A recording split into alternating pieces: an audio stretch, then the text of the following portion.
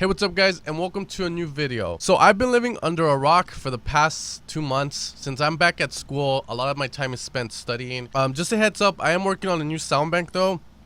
It's gonna be for Massive, it might be for Serum too, but it's gonna be pretty much a bass house, future house, tropical house, groove house, bass kind of shit, you know. I might add leads in there too, but I consider most of the stuff to be bass, and it's very bass driven. So in today's video, I just wanted to go through a few things that you guys can do to make your own types of basses. I'm gonna go through a few of the steps, you know, the must knows in order to create this, okay? So we're gonna figure out how to get that sound and how you guys can go, you know, in your way in finding your unique sound in this. So I'm gonna give you guys the basics today, and hopefully you guys enjoy this video. All right, so the first thing to note is that a lot of these sounds are made out of square waves. You can fight all you want that they're made with FM synthesis and whatnot.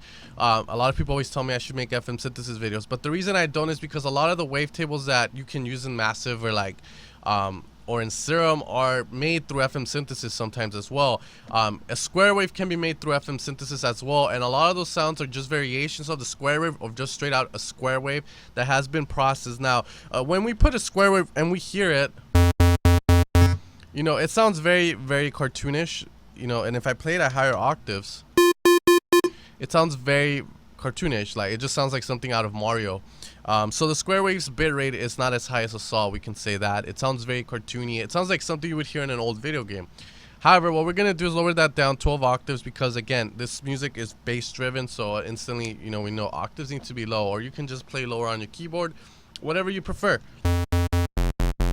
So right now, it sounds sort of like electro house bass. It could be something like that, okay? So now what we need to do is shape it, and that's the most important part of of these sounds, is shaping it. Okay, so what I'm gonna use is a low pass for this video. However, don't be afraid to experiment with all the filters that are available for you. What we're gonna do is we're gonna put an envelope, we're gonna choose an envelope 1, I think, because envelope 4 is routed to the amp always, so we don't want to mess with that. What we're gonna do in envelope 1 is we're gonna route this to our filter here, and we're gonna route the first oscillator 1 all the way up to filter 1. That's what it's gonna do, pretty much, is saying, oh, okay, all of the volume is gonna be routed to filter 1. So that's what we want. However, you can do dual filtering if you want, but that's totally up to you guys, and I'll probably cover it in another video. It's a little bit more of an advanced feature in my opinion.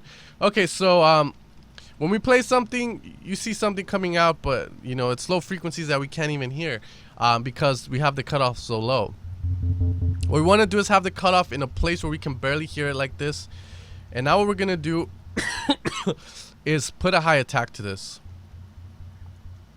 and then we're gonna put this on this filter here, and you're gonna click and drag up, and that's gonna create this blue line. And pretty much this is what the filter is gonna cover. Pretty much like I've told you guys, envelopes and LFOs are automatic knob turners. They work differently, but they both achieve the same thing, and that's in moving the knob, so you don't have to do it yourself. You don't have to automate it.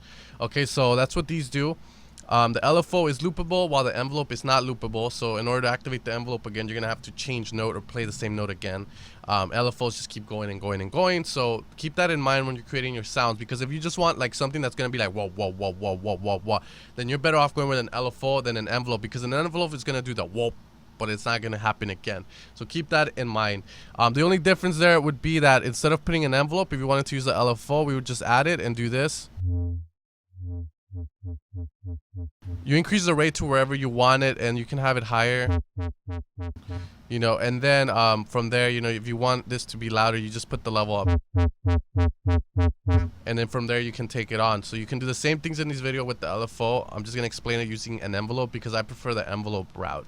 Okay, so another reason why I prefer the envelope is because we can control the opening of the sound, because technically when you guys hear like Jauz, and you hear the whoa whoa whoa whoa, you know, the whoa, that part, the whoa. So if we were to characterize the sound through my voice, it would pretty much be a whoa. I think Axwell did it best, but you know, that whoa whoa whoa whoa, if you can tell, there's sort of an attack to it, the whoa, you know. So that's what we kind of want. So what we're gonna do is put envelope 1 here. We're gonna move it up like this, so this is gonna tell this knob to turn, and then the attack, decay, sustain, and release are gonna be pretty much defining how it's going to turn. Higher attack means that it's going to take slower to turn, so it's not going to instantly turn, and that's what's going to give us that sound. So we're not going to open it up all the way. Okay, so as you guys can see there, We have that, but we need a higher attack. So as the higher we get to our attack, the more it's going to take longer to get to that point, but the more you're going to hear that whoa, whoa, you know.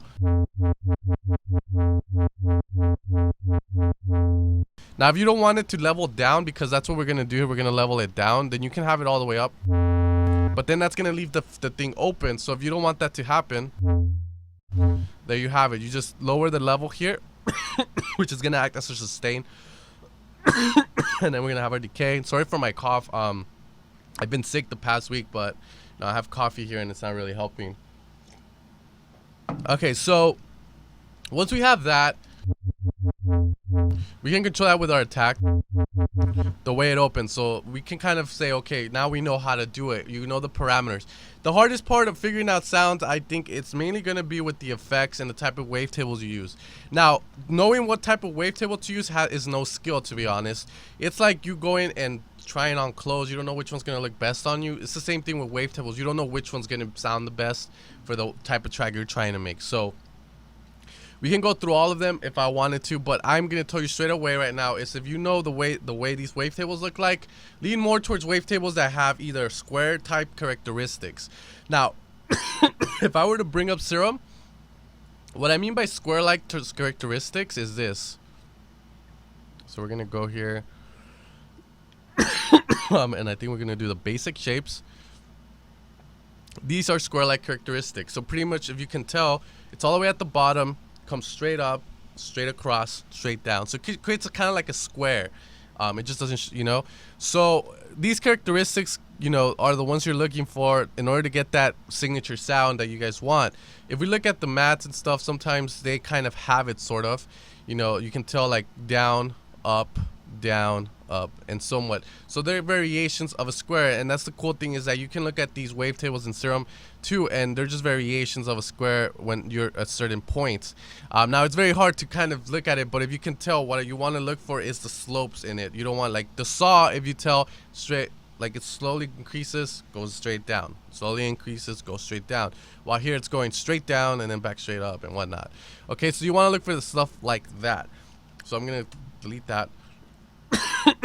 And that's gonna give you cool sounds, but that's just theory. So a lot of you guys always live by, you know, break the rules and whatnot. So yeah, you can just randomly click through them and which one sounds best. Rough mat I think sounds best too. If I can play it, so you can see each one is gonna give you different. But the thing is that once you figure out how to program your basses like this, then you can go off and make your own. Now there's other various methods that you can do to incorporate that are a little bit more advanced to make this sound cooler, but those are kind of my secrets, you could say, so I'm not gonna really give them out. However, I'm gonna teach you guys a couple of things. In order to make this sound bigger, we can apply an EQ here. We have a high shelf and a low shelf. Again, high shelf just means that you choose a frequency and everything on the right side of that frequency will get boosted by whatever amount you give it, while the low shelf is you choose a frequency and anything on the left side will get boosted. Okay, so other ways we can do this is just increase at a certain frequency, you know, and you can get more low if you want. You know, there we go. Dimension expander is also going to help making it a lot bigger. Now you can open up the filter more if you guys choose to. Just keep in mind a lot of these sounds don't open the filter up all the way.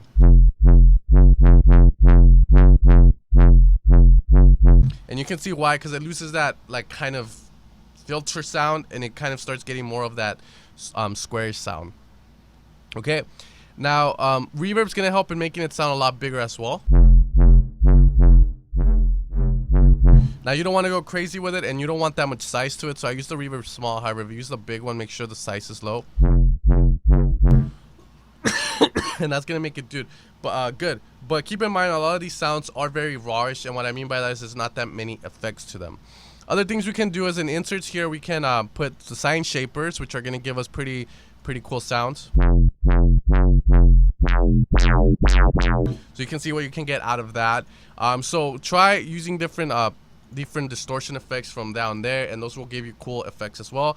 The last thing I'm going to show you guys is the voicing section of of Massive. So pretty much you want to have this be monophonic. This is never going to be playing more than one note at a time. So then you can achieve sort of like a legato effect as well if you wanted to. Now monophone, and if you increase the unisono, all that's going to do is it's going to increase the volume way louder. I might be clipping right now. Yeah, it's going to clip. So you can lower the volume. But that's just going to add a lot more voices to come out of these synths. And then here's the pitch cutoff, which you can do to kind of, you know, do the detunement effect, which I don't think sounds that good. However, if you guys want to do it, it's cool. And finally, the most important part is the pan positioning here. This decides if your sound is in fully mono or fully stereo. So if it's in mono, you're going to hear it from the center. And then if we move it to the right, we're going to get full. You're going to hear it more towards your sides, as you guys can tell. So keep this in mind when you're working on your sounds, is that mono button. If you want to have this sound be in the center with the kick, then by all means, turn the pan position on and put it in mono. However, if you want it to be wide like that, then you guys know what to do now. Put it to the side.